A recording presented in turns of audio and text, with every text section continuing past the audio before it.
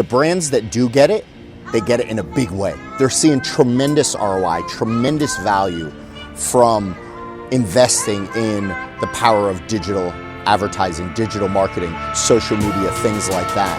And if you're not taking advantage of the digital world, you're going to be left behind very, very soon. My name is Scott Eddy.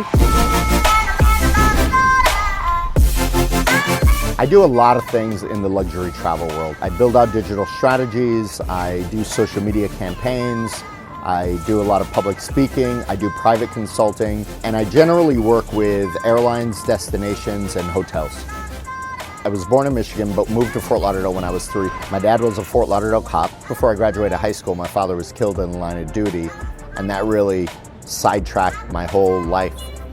And I was lost. I honestly had no clue what I wanted to do. And I eventually went to an orientation at a stock brokerage firm, and I was a stockbroker for 10 years.